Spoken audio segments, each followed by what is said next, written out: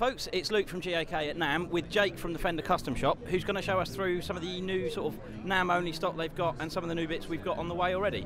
So, shall we have a look at the Hitmaker and the 54? I think so. Absolutely. Yeah. I'll let you go round if I'll sort of stand out the way. So this is obviously based on Nile Rogers' famous Hitmaker Strat.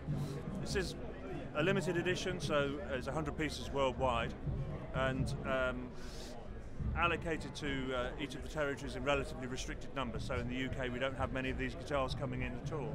I think GAK have got one on the way, I do believe. So. Do you know when it's due to land with us by any chance? I'm not 100% sure of that, to be honest with you. I think because it's actually only just been launched at the show this weekend officially. Right, okay. So all the official information is coming out now and the promotion is coming out. So we will have more idea about scheduling once the show's over and it's all put to bed. It's been a long time in coming, this one, because obviously it's something that's been talked about for quite a few years, and I think Nile in particular is very keen to make sure that the specifications were accurate to what he wanted.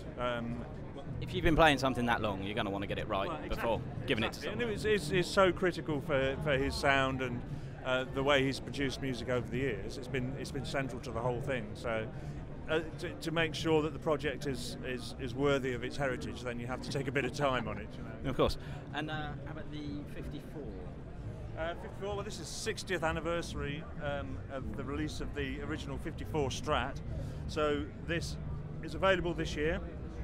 We'll be coming into the UK fairly shortly.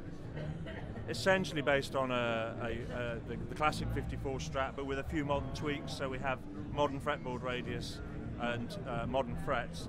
Is that sort of a compound radius, or? No, it's a regular 9.5 radius all the way up. The original 54 would have been more like 7.25. Custom 54 pickups on it, and also featuring the original shape mouldings for the switch tip, the knob and the pickups covers, because they're slightly more rounded, and this is sort of skirt knobs which changed very shortly afterwards, so it was a fairly short period with the original design of these components reproduced here. Obviously there was in the 50th anniversary there was a 54 Strat done slightly different to this, because that was completely vintage, correct, and all master built. The whole run was master built. Right, okay. And these are team built? These are team built, so they fit into that sort of pricing structure much more. Right, so the rather interesting TV Jones. Yes. Let's have a talk through that. The history of the custom shop is all about kind of mixing things up and innovating and trying out different combinations of pickups and guitars. For a while, the Cabronita range of guitars, which initially started with a slab-board telly with rear-loaded controls and TV Jones pickups. Interesting and different sounds. You've got a combination of the humbucking sound with a slab body from a Telecaster. Creates something that's not quite Telecaster, it's not quite Gretsch. It has very much its own identity. Yeah, it's really unique. Absolutely. And surprisingly versatile. Without any shadow of a doubt. It's one of those things where, from something that's fairly simple structure, you can get a surprising amount of sound. My personal favourite was actually the one pickup Cabronita, which had a Powertron, a TV Jones Powertron. And it had the biggest, fullest sound from a Telecaster you've ever heard in your life. Absolutely monstrous. The first series that came out of the American normal shop, the anniversary of the telly, I remember selling one of those to a guy that put it through a dual rec and used it for metal. And it was, yeah, it sounded incredible. Yeah, it's so unexpected, the sound that you get from some of these guitars, that it's absolutely worth trying, which is why hybridizing them like this can throw up some surprising results. You do that and you think, well, that maybe should work, or it shouldn't work, and then you find that it's just something unique and powerful and interesting. This one has big speed. There's a hardtail version of it as well, for those that find tremolos terrifying. So, you know, it covers a lot of bases and looks cool as hell. So, you know. And now we're going to take a look at some special edition 60 heavy relic Strats. So what's so special about these sort of show-only deals?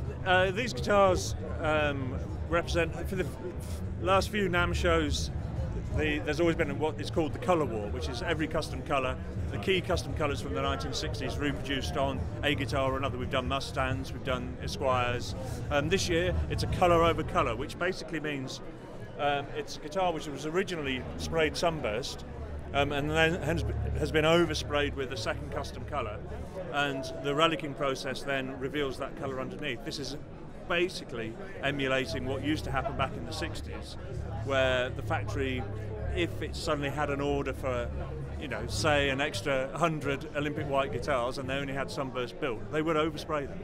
And then in due course, as people played them, the finish would wear off and the undercolour would come through. So this is a sort of extreme example of that.